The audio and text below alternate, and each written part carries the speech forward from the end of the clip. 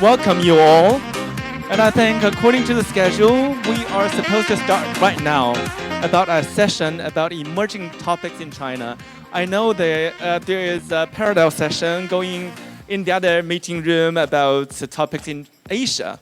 Well, we all understand that China has a very specific position in Asia in terms of, also as well as in the world, in terms of the livestock production and food system. And it's very dynamic, it's very challenging. Well, we have so many forces and so many individuals to work in China to help with animals and solve all kinds of problems by initiating different programs. And today, we are joined by three very marvelous ladies who have who have been leading their own respective organizations in terms of promotion of the plant priority concept and also veganism, as well as engaging with all stakeholders who are interested in animal welfare topics. And they will share with us their insights about all the emerging topics in China. And first of all, let's welcome Maria Chen. She is the co-founder of International Farm Animal Welfare Fellowship, right? Okay, and I'm very honored to be engaged with this fellowship program for 3 years already, and they have made a great progress. I'm very happy to see every time joining their discussions, joining their meetings, and sharing with all these cheerful faces, and also think about what kind of solution we can find in China context to help better with the animal welfare promotion. Let's welcome Maria Chen to talk to us more about it. Thank you.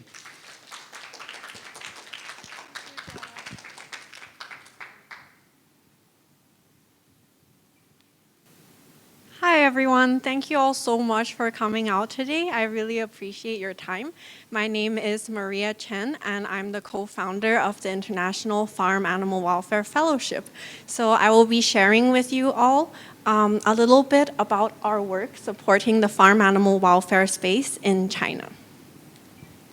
So just to briefly introduce the context, if we think about improving animal welfare in terms of reducing animal suffering, there are two broad approaches. First, we can refine the current farming practices, and second, we can work to reduce the farmed animals, for example, through dietary changes. So at our fellowship and in my work, we mainly focus on the first category, which is refining farming practices. So I'll first share who I am. I have two jobs. One is I'm a research technician at the Animal Welfare Program at the University of British Columbia, where I live with animals and humans and frontline farm workers in China to understand their lives and how to improve animal welfare there. And my second role, as I've shared, is I'm a community builder at the Farm Animal Welfare Fellowship. And this is a growing community in China, and I'm really proud to be a part of this work that I'll share with you today. So the reason that we're focusing on China is because there are large numbers of animals in this region, and there's a lot of potential for opportunities to improve their lives. And in terms of conditions for husbandry, transport, and slaughter, there's a lot of variation in the animal welfare standards on these farms and in the slaughterhouses. So there's lots of potential for change. So this is our lovely fellowship team. It includes myself, my co-founder Jonathan Tree, and also our wonderful colleague Irene Feng, who brings with her 12 years of companion animal welfare expertise in China. So the reason we started this fellowship is we actually did 1 year of trying to understand what are the needs of organizations in China.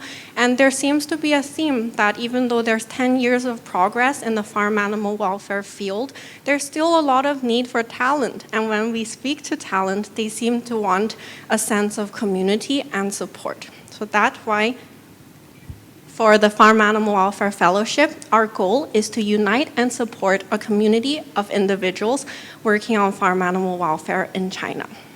So now I'll share how we go about the fellowship.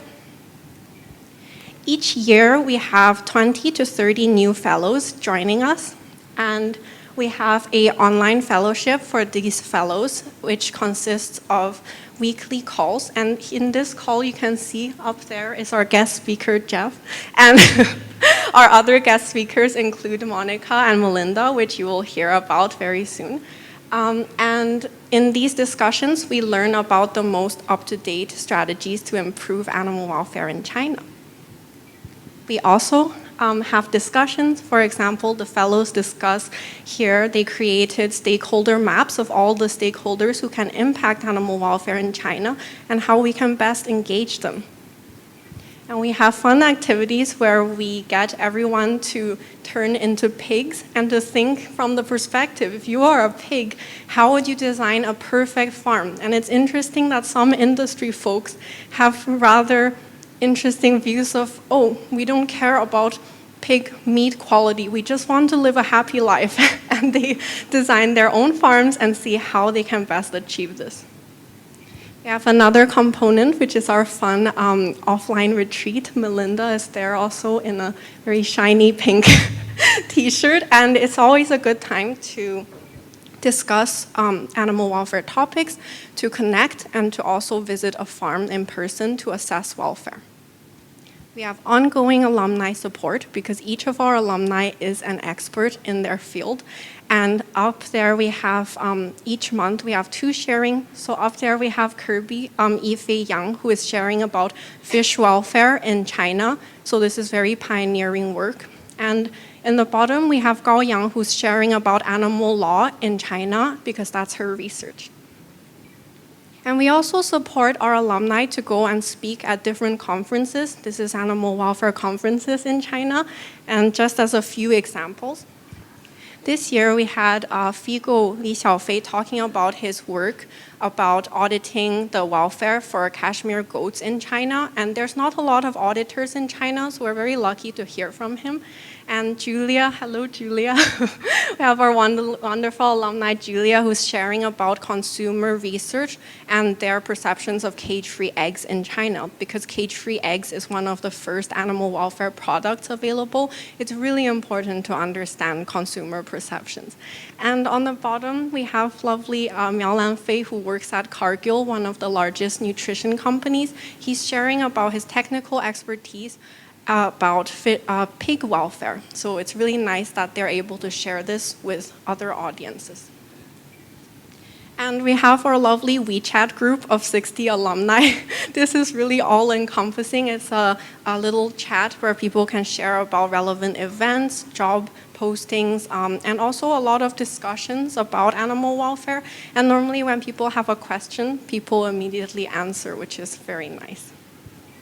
So I wanted to share a bit about our approach at the fellowship that I think makes our work go well. So firstly, we try to listen and learn from our community members.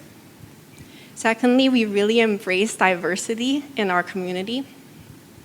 And lastly, we try to emphasize fostering good connection among all of our community members. So I think it's really important to listen and learn from our community to see how we can best support them. We do this through surveys and also one-on-one engagements with all of our speakers and our alumni. So for example, we learn to improve our program by increasing the accessibility. We switched from English program to Mandarin program and started providing translations to make this more accessible to Chinese audience.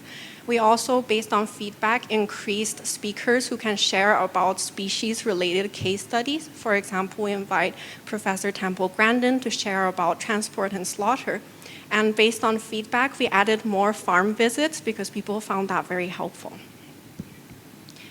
So secondly, I think we are really strong in our diversity. We really welcome and purposefully select people from diverse career stages, ranging from students to almost retired professors, and from a wide variety of backgrounds, because we think this is a really complex issue and we need to tackle it from many different angles. So just as a few examples, I can't cover all of our amazing alumni, but here we have some researchers who are doing both social science research. For example, on the left, Nick here, who is doing economic research. We have policy research, law research, and on the right, we have Kirby and Han Zhipeng, who is doing more natural science research. They are looking at how animals in China, for example, fish and sheep, are doing. And we need to have these evidence-based research so that we can continue progress. We also have amazing educators in our group. So on the left, we have 3 college professors who are teaching animal welfare in their program. Sorry, I just had a quick question. Is the timer running down or up? Oh, down. Okay, thank you. I was a bit confused, thank you. So yeah, we have these lovely professors, and they are teaching animal welfare in their universities. And this is actually an increasing trend in China, as there are mandatory animal welfare courses. So there are more professors who are wanting to learn from the fellows and from the fellowships. So on the right, we have 2 fellows, Yang Gang and Xie Yunyan, and they actually work in small organic farms, and they are not intensive farms, but they are also educators in that people from the cities and children, they come to these farms and they learn from them about animal welfare. So it's really nice that they are adding this into their content. We also have people from NGOs. So here we have Ma Ning, who is Jeff's colleague from Compassion in World Farming, and they also do great work to promote farm animal welfare in China. She specifically works on social media content.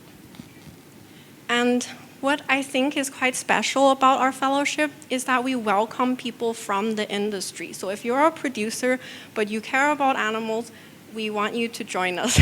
And we have producers on the left here, Wang Xingqiang and Wang Qiang. They are actually engaging in cage-free production, and they sometimes proactively try to change within their company and to get relevant certification. And on the right, we have 3 lovely alumni who are working on pig welfare. And for example, Guo Lingling on the top right, he is actually doing quite innovative work to promote biosecurity on pigs farms so that they can better improve the health of the animals and reduce the amount of culling that happens due to African swine fever. Yeah, and then we also have people working in transport and slaughter. Here we have Chen, who is actually doing an industry sharing about how to improve animal welfare during transport and slaughter. And also importantly, when we have higher animal welfare products, somebody needs to buy them. So we have people who are product buyers, for example, IKEA, and we have Karen who is working on protein sourcing in this company. We also have veterinarians because they provide valuable technical support for the farmed animals. And I'll share a case of for animal medication, which helps animal welfare. So this is Aki from Boehringer, which is a large medication company. And after she did an online dairy farm visit at our fellowship, she learned about standard operating procedures of how to better reduce pain in the calves. And then she started working within her company to promote pain relief in Chinese industry and talking at industry conferences and working with farmers. So we also have Wu Ming, who works on animal import and trying to improve animal welfare in this context. And in China, there are increasing animal welfare consultancies working in this area. So I'll just give a few examples. We have Xiaofei, who is from LRQA, working on the animal welfare auditing. We have Carrie, who is working at Global Food Partners, working directly with producers to improve their poultry welfare. And, oh, sorry. And then we have Julia again. She's from FAI Farm Consultancy. And IQC, we have Pang Wei and Cong Cong and Si, and they are working on animal welfare certification and also working with producers. So there are consultancies working in this area to engage the producers. So I'm really proud of how diverse our community is, and I think that with everyone's efforts, then we can make better progress. So we also try to emphasize that we need to connect with each other as humans, and because that way we are stronger as a community. We have a lot of participatory discussions in our retreat and online programs so that everyone's voice is heard. And we try to get to know each other. Here we are doing an activity to get to know each other's personality types, and this is a group of people who share similar personality traits. And we always try to have fun. So we do fun activities. On the top, we are all becoming chicken. The second one, we are playing a pen game. And the last one, we write art and poetry. And this is quite an abolitionist poem that is called "So What If I Never Laid Another Egg?" And it's lovely that some of this is coming from industry folks too. So I think what is working well in our community is that we really try to listen to the voices of the community to see how can we best help support you. And we really welcome diversity because I think it's crucial that we have a diverse group working on this issue. And lastly, I think we need to maintain connected and supportive of each other so that we can work better together. So that is all from me, and I think I'm just extremely grateful to be part of this community. Apart from Julia, the others are not here, but I wish that the others would be able to join more of these conferences because all of these fellows are the experts of the field, and I'm just so honored to be able to work with them, bring them together. And if you have questions, they have so much wisdom, expertise, and please let me know. I'm very happy to connect you to them. And thank you so much for your time. Thank you. Thank you, Maria, for sharing with us. Definitely, you know, this program has been very successful in engaging and influencing the people in all walks of life to be the spokesperson for animal welfare and try to influence bigger group of people. So it can possibly be a good model for the other communities to learn. And following, we will be joined by Melinda Ho, who is the Executive Director of Good Food Fund. We have been a long time friends, and we have been colleagues with Compassion Animal Farming, but you know, she has been working very successfully with the Good Food Fund in the very creative initiatives with the promotion of plant priority concept in China. Now let's welcome Melinda Ho. The floor is yours, Melinda.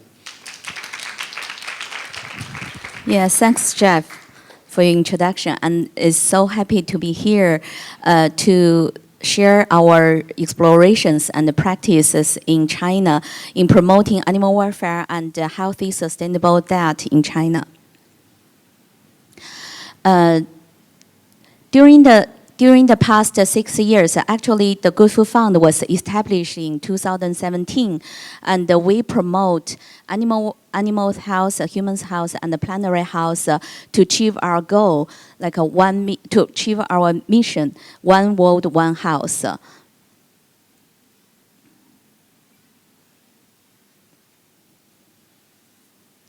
Yeah, in China, when we talk about food, actually we have a huge, incredible traditions to feed people, nourishing people. But unfortunately, in the past 30 years, the situation changed a little bit. In China,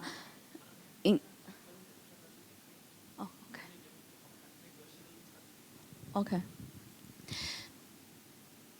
哎，这两个怎么不太一样啊？ Oh, okay. Over the past 3 decades, with the rapid development of China's economy, the nutrition level of Chinese residents has been improved a lot. The dietary structure of Chinese urban and rural residents has undergone major changes. Although per capita consumption of meat is still not high compared with the developed countries, the rapid growth of animal products actually increased a lot, and it raised a lot of potential risks to people's health and environmental strain. So promote healthy and sustainable diet to reduce factory farming is the core issues that we committed to address. And we believe that that is the most important issues to make change, so that to make our food system more better. Our first project was the Good Food Road, and we invite nutritionist chefs to go with us. We visited 20 cities in China and held 36 workshops to discuss the food-related topics and to let people to experience the best, the tasty vegetarian food and encourage them to be the vegetarian or vegan. But later on, we found that the people who had a positive responded to us, they are already vegan or vegetarian. But our message, we want to spread it to the broader audience, but they didn't get yet. So we learned from that, from this campaign, and around 2019, and we were inspired by the achievements of Yale University. In last 10 years, they achieved, they converted their old campaign dining to plant-forward model, which means that 85% menu are plant-based food, and the rest 50% of the food come from the animal products. But the source is a high animal high animal welfare products, and that influenced a lot of students who are the future leaders in the society, and also set a very good example for the industry. So we from that practice, and we learn some, we have some conclusions. First is that animal welfare is only possible when the overall consumption of meat reduced. And if that doesn't work, and it means that animal welfare is hard to improve. And the second is that if consumers are not informed and they do not choose to buy high animal welfare products, the farms who produce high animal welfare products, they cannot sustainable. And the third is that actually animal welfare, the concept in animal welfare is a little bit difficult for Chinese people to understand, because welfare in Chinese, it means like the actual benefit. And the people in China, they will question why animals need to have a actual benefit. So, and also people, when you talk with the people, discussed about reduced meat, people will feel uncomfortable. They feel that you like interfere to their food choices. So in that way, we think that the best way is to let people to have more healthy food rather than to telling them that to reduce meat. So that is our theory of change. So in 2019, April, then the Good Food Fund released the Good Food Pledge. The pledge is like we put the animal welfare, healthy eating to put into a big framework of sustainable food system transformation that will help people to link their food choices to more big picture. So basically, the Good Food Pledge is like a UN Sustainable Development Goals in sustainable food areas. We gave it to different stakeholders, and people can find and send the pledge online. And currently, our advocacy work comprises 3 pillars. The first is the Good Food Hub. Second is the Good Food Projects and the Good Food Communication. All our works and campaigns are designed and shaped around the core values of the Good Food Pledge, especially focusing on the plant-forward, animal welfare, and healthy eating. Then I will briefly introduce our projects, and each project's target and different audience. Since 2021, we held the China Action Hub that is focused on to connect and empower the stakeholders who are working on the areas to make the sustainable and healthy food systems. And we held like 11 dialogues that year, and 2 of them are focusing on animal welfare topics. And for that year, the 11 topics had more than 1 million viewers, online viewers.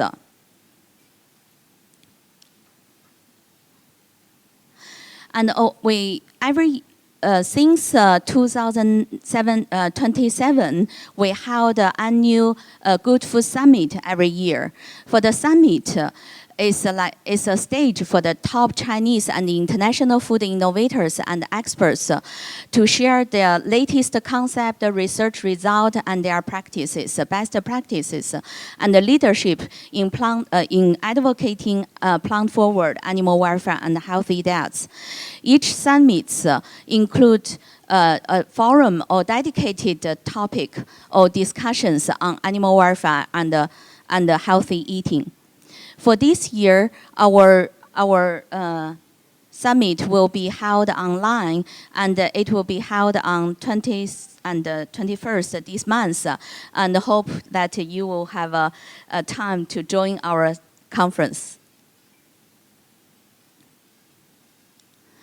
And since 2029, at the end of the year, we held like a New Year Eve dinner live stream relay, and we invite the people from all around the world to share their last meal, which is a plant-forward or plant-based meal, and their recipes and their food stories. And to show the diversity and the healthy, sustainable lifestyle to the audience in China. And for the last 3 years, and more than 1 million people to watch it online.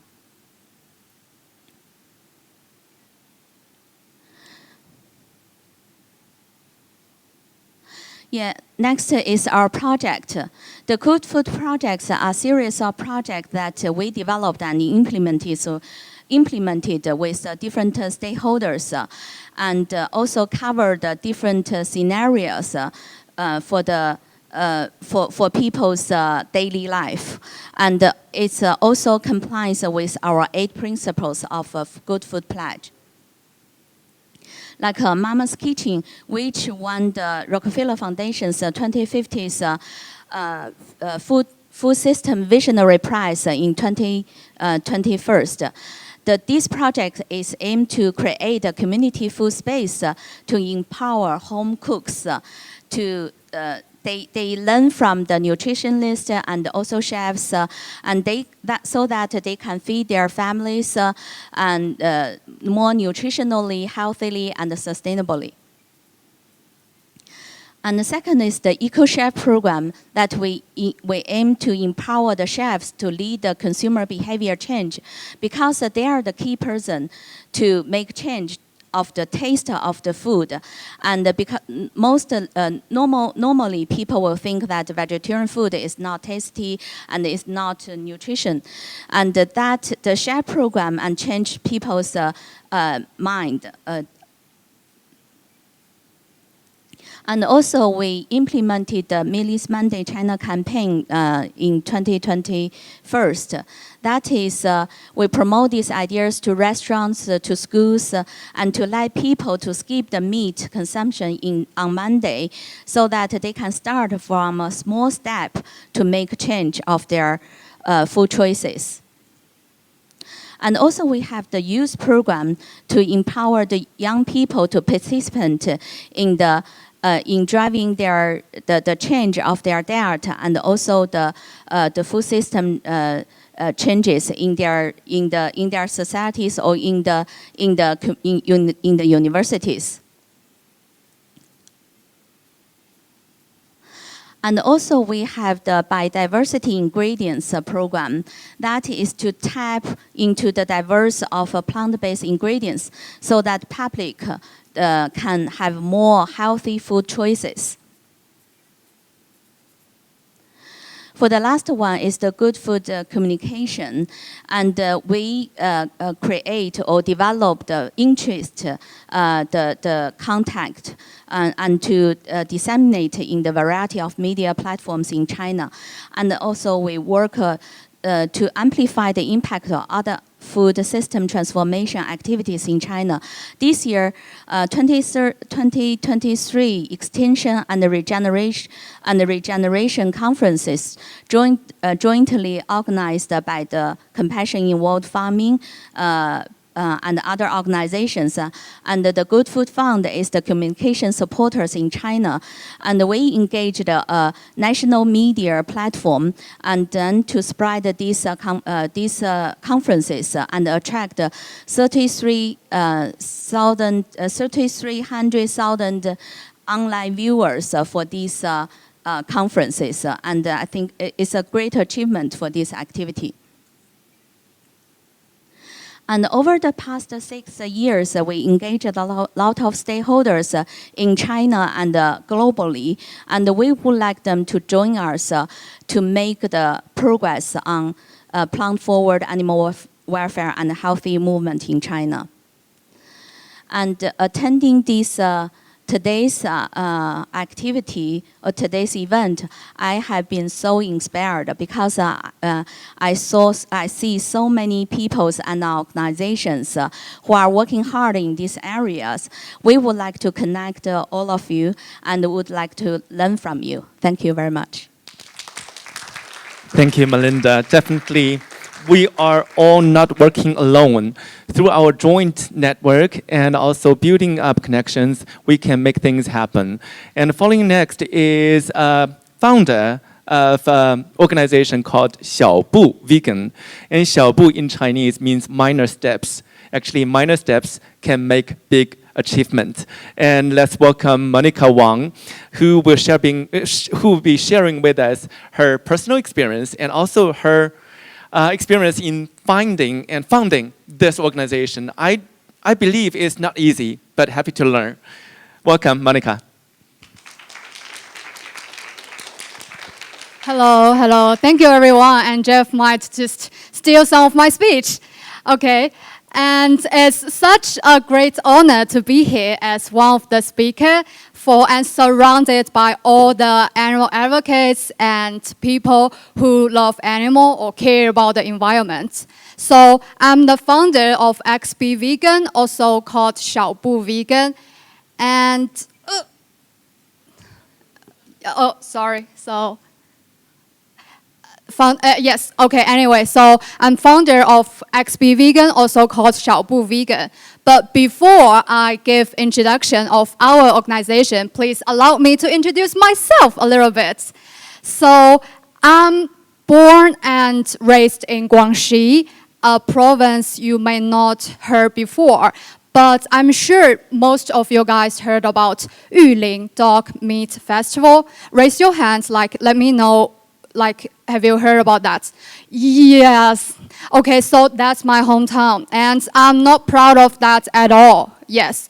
So, born and raised in a province that eat dog and meat as the most, I don't know, food people think is very common. And now, when I walk on the street in Guangxi and I lift my head, I can see the banner of the restaurant and say ABC, dog meat restaurant, or blah, blah, blah, blah, cat meat restaurant, like that. And when I was in Guangxi, it's hard, it's impossible for me to know what is veganism, what is plant-based eating. So I have no idea of that conception. Until I worked in Shanghai and I joined the community, then I know what is veganism, what does plant-based mean. So why I mention this is the importance that I mentioned where I'm from and the information of Monica and myself. I think it is because like come from a province like Guangxi, then I'll know better how hard it is for people to change the diet. And China is not just Shanghai, not just Beijing, not just Guangdong. There are a lot of other places like Guangxi which people have dog meat as food. And that's firstly. Secondly, I think as a person who comes from Guangxi, now I'm standing here as one of the speakers. I think I can change. I will influence a lot of other people, a lot of young people in China to change. So that's why I want to give a little introduction of myself. And thank you. So next, let's move to our work, like what we do in China. And our organization called xiaobuVEGAN, or like XBVegan. xiaobu means step by step in Chinese. So we want to encourage people to change step by step, not just like, okay, today you are a meat eater, tomorrow you need to become a vegan, otherwise don't talk to me, we are not friends. Not like that. Yeah, right. So our very first and important project is restaurant outreach. So what does it mean when we say restaurant outreach? It means we work with different restaurants to open the vegan menu and then promote it to the public. So why we are doing this? Let me give you a story. Like one of our community members used to tell me that when he eats outside, he has to look into the waiter's eyes and say, "Hello, if you give me any food with milk or cheese, I will die. I will sue you if I go into the hospital." That's the way he used to make the restaurants pay attention to his needs, because he had a lot of experience before. Even he said, okay, I don't eat any animal products, still the food provided will have some milk or cheese or honey. Yes, so we do not want any of this happen to other community members. So that's why we do this project. We work with different restaurants to open the vegan menu. And so far, since 2019, we already connect with more than 1,000 restaurants. And we've been a little slowed down by the pandemic, but this year we are catching up. So when we talk with the restaurants, we help them to understand what does veganism mean? What does plant-based mean? It's not just if you don't have a big chunk of meat in your plate, that means vegan. No, not like that, because believe me, a lot of Chinese people, they think, okay, if I don't serve you a very big chunk of beef, then the dish can be called vegan. Then I meet your requirements. Then you can call me maybe vegan-friendly restaurants. No, not like that, right? So we tell them what is veganism, and then we help them to create the vegan menu. Actually, well, it's very interesting. A lot of restaurants, they do have a lot of vegetarian dishes. All they need is a little push from us and make all the dishes vegan. So when they have all the vegan dishes, we help them to take all the pictures. We put their information in the article, like the restaurant name, the address, and the vegan dishes name. So our community member can go to other restaurants and enjoy the food, and no need to give the death threat to the poor restaurants. Yes, that's the very first important thing we are doing for the restaurant outreach project. And next project we are doing is the vegan debate. So the debate is why we are doing this is because we think the market education is very important. Like if we have all the restaurants with vegan menu, who's gonna go there and eat, right?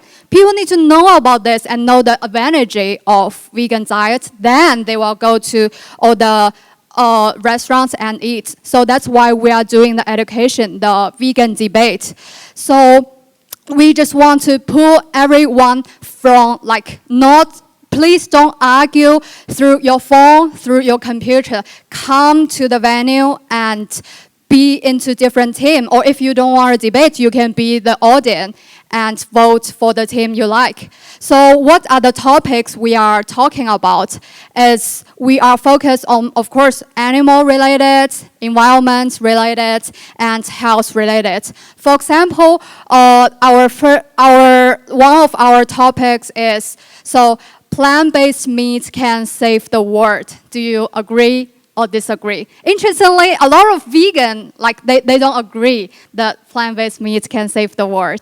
And for a lot of like people who approve and say, I do think plant-based meat can save the world, they are not vegan at all. So it's very interesting thing happen. And only when we do this, we realize the opinion from different people can be very diverse. And another example of our debate topic is some animals are born to be food. Do you agree or disagree? I can see already like some people give the expression, right? So it's not easy to find someone to debate for. Yes, I agree that some animals are born to be food, because even some people are very heavy meat eaters. It's a little too shy or it's uncomfortable to say it out loud. Yeah, I think the pig is supposed to be my food, right? So when we do this, we try our best to find people who can argue for the other team. And there's, of course, a lot of community members who argue for, yeah, of course, I do not agree some animals are born to be food, right? So we put them together, we invite all the audience. And I got some questions like, okay, so about all this audience, do they have their own opinions before? Yes, of course, everyone has their own opinions. Just during every section, we have sections for the debate. We give the cards for everyone, like for one side, it's the green, cute chicken, and for the other side, it's the red burger. If you think the burger side is winning, the non-vegan side is winning, I think animals are supposed to be food, then you show this card. And if you think, this doesn't make any sense that animals are supposed to be food, then you show the green side. So people change their opinion quite often during the debate section, which is very interesting for us. And we film all the process and we finally made it into a video. We post it on WeChat, the most popular social media in China. We also post it on like YouTube and Instagram. So if you want to watch our video, please contact me after this, okay? And yes, next section, next very big important project we are doing is Vegan Challenge. I think all of you, the Vegan Challenge is not something very new for you, right? So challenge is like we encourage people during a limited period of time, try the plant-based diet, try to be vegan for usually we do 7 days. And during this time, you can get coupon for all the vegan restaurants, vegan-friendly restaurants we have connect with. If you use the coupon to go there and you can get 20% off like that. And also we work with a lot of plant-based brands. For example, like Oatly and Beyond Meat. We made the gift bag for our winners like that. So we encourage people to join the challenge. And the challenge is not just happen in one like location. It's pan-China. It's online. So these are the 3 big projects we are doing. So it's a reminder. First is the restaurant outreach, the vegan menu. We are working with different restaurants. And we are also doing the vegan debate. And we are also doing the vegan challenge. That's the 3 projects we are doing now as XP Vegan. So it's great honor to be here as one of the speakers. And I love Kuala Lumpur. It's such a paradise. It's such a heaven for all the vegan food, and I really like that. And I wish we can have the similar environment in Shanghai, which you go to the restaurant, you don't need to explain too much about the food you need to eat. You just go there and see, hey, can you give me the vegan menu, or do you have any vegan option? And people will understand what you want. This is what we want to do now in China. And now we are located in Shanghai. If any of you visit Shanghai, please let me know. And I'm willing to show you around all the restaurants. Yes, so these are the pictures for the debate, and people are taking pictures showing their attitude. And I do see someone show the red part, and I don't know if it's the attitude or they don't really care about that, so it doesn't matter. And thank you for your attention, and that is my email. If any one of you want to talk and want to know more about no matter me, myself, or our organization, or what is happening in China, in Shanghai right now, please let me know and contact me, okay? Thank you. Thank you so much. Thank you, Monica. And we have about 13 minutes to go. Now I would like to invite the three speakers to come to the front and standing with me together, please, and to answer some questions which are already in the chat box being sent through.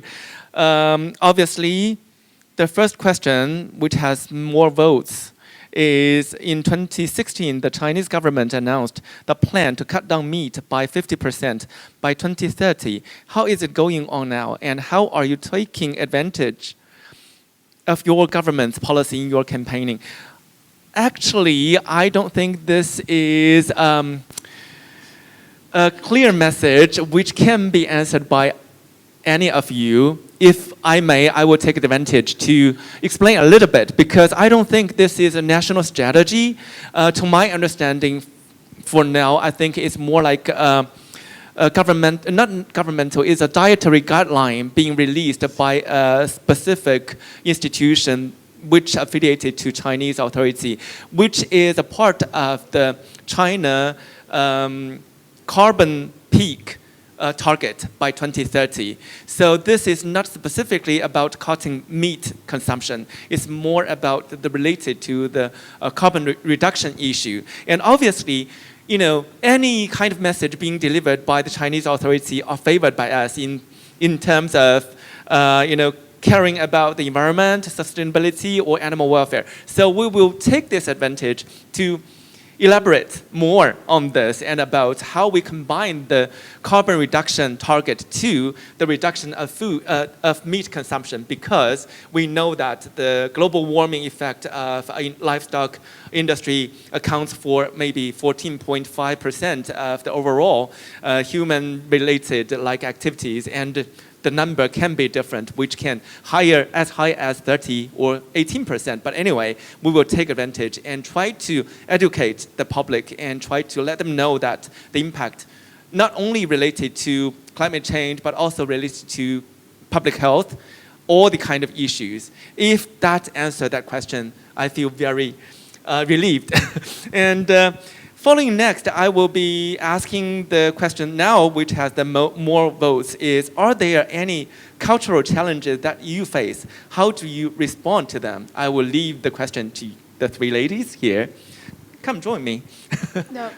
Yeah, okay. I don't want it. Okay. So the culture challenge, Yeah. right? Yeah, okay, I can just speak from my hometown, like what I mentioned before, Guangxi. People in Guangxi think eating dog is just maybe like eating, for like other meat eaters, just like eating pig or eating like having beef, right? And that's already eating pig for eating dog meat for a lot of meat eaters is not acceptable already, right? Let alone for people like vegan advocates, it's not acceptable.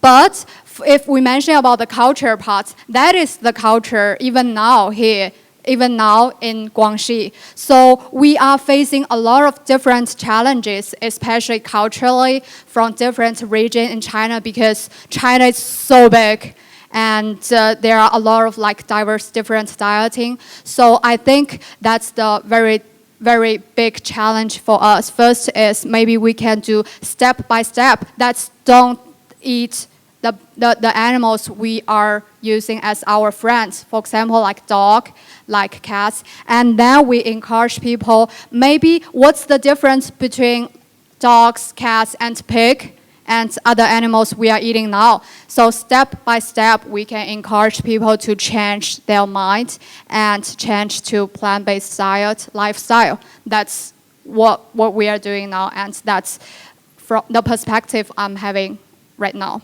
Yes. Okay. Thank you. Thank you. And obviously, Monica shared her understanding, which echoes very well with the organization xiaobuVEGAN. And Maria, you have your understanding about this question with your work, cultural challenges? Yeah, sure. I wasn't sure, Melinda, do you want to? No, you go first. Okay, you go first. I go first. Okay, thank you, Jeff. I'm the moderator. Okay, listen to you, Jeff.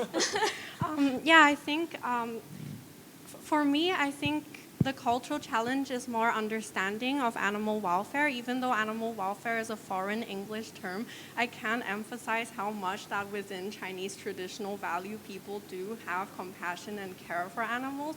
So I think it's important when we're engaging with different stakeholders to think about our ultimate goal. Like when we are thinking about producers, sometimes you might not even need to use the term animal welfare. You find what is beneficial for the animals and the stakeholder. For example, for producers, if they would like to increase their productivity, we find strategies to help them that helps animal welfare and be specific.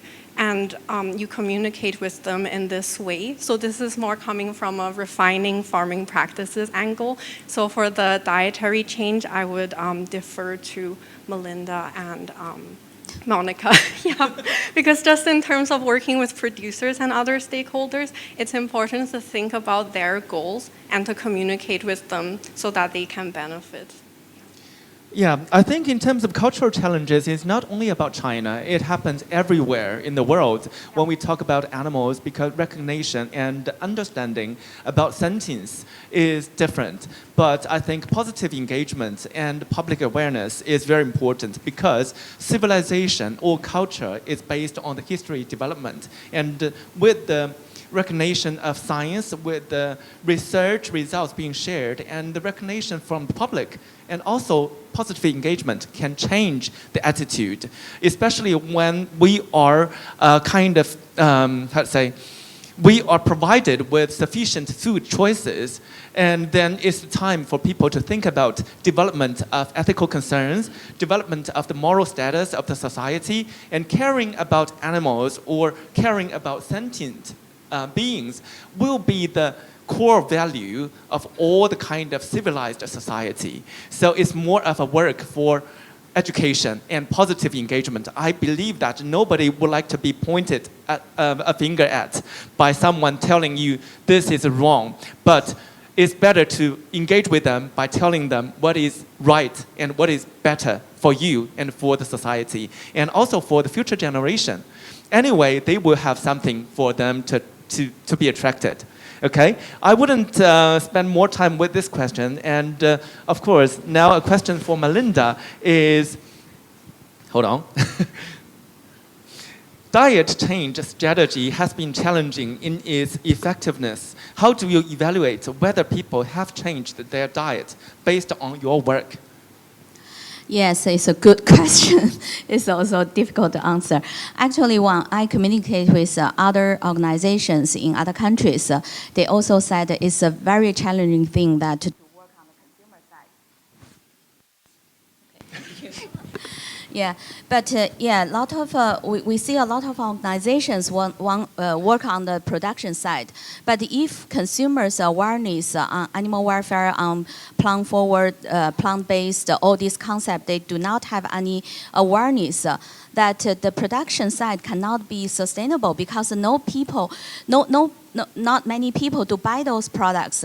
So we work on the consumer side, and we work with the farms, we work with the education organizations, and we work with the companies, and to develop the workshops or the games, not the presentations, because people need to experience. If they have the good experience with the plant-based food, and then they will change their behavior gradually. We cannot say that you see them to change very quickly, like xiaobuVEGAN said, that it takes time for people to change it. But one day, like also, Monica mentioned. I've been mentioned a lot. Yeah, mentioned a lot. That, actually in China, not many people think that their eating style is not healthy, because the people in China, they think, okay, we have a long history about that. We have full knowledge of it. But people don't understand that right now, they eat a lot of meat. Like, the Chinese dietary guideline, just Jeff mentioned, in 2026, the guideline said that for the meat consumption every day is like 40 to 75 gram per day. So how much is it? Nobody know that. Actually, 50 gram is the paw size. So actually, it's a very small amount of meat. But nobody know it in China. So we developed the games to let people to understand how much you can eat for every day, that it will be healthy for yourself and also for the planet. And then people realize, wow, and they eat a lot. Before the activities, people think, oh, I have a good diet, and we do not need to make change. For these activities, like we work with the farms, work those organizations, and they can attract a lot of participants, and then the behavior changes. But like you said, like the question asked, it's not so easy to evaluate the big, the movement. But we see the progress gradually, and also the sign is that this year, we see some companies to come to us and to ask us, do you have some ideas to promote how healthy eating, how healthy eating concept to relate it to their products? So I think it's a good sign. Yes, thank you. I think a very good answer to this might be change yourself as a citizen and just to go to the society, feel how much message related has been accepted or received by the public. For instance, if you go to speak to your friends, and when you raise this kind of topic, and if they have heard about this, or if they understand. For instance, when I started 18 years ago with promotion of animal welfare, farm animal welfare in China, quite a lot of people say, oh, in Chinese, they express the way is, oh, you are fed up with plenty of food, then you are worrying something, nonsense. But now when I speak to people about animal welfare, they know that instantly it's about caring about animals. They may not know exactly what's happening behind bars, may not know exactly the technical solutions for a humane slaughter, but they know it's about compassion to animals, treating them well with the benefit to human beings by provision of high quality products. So I think just by evaluating, these can be the good measures to evaluate how the society has progressed. There is 1 minute left. I would take, if you don't mind, one last question is, do you have an end goal for your organization? And if so, what is it? I would leave this as an open question to you all. Do we have an end goal? I think the answer is yes. Our end goal is the whole society respect animals as sentient beings, and we respect them and treat them humanely, and also we eat less and better for the benefit of human beings, for the animals, and the society. So I would close this session, but before everyone leaves, also it's a good example. I know we have a parallel session in the other room about Asian. Of course, China is part part of the Asia, but of course, we feel that focusing on one specific point with your ability, but without losing the relation to the outside world is a key measure for us to tackle some of the problems, to solve the problems in front of you, but think bigger.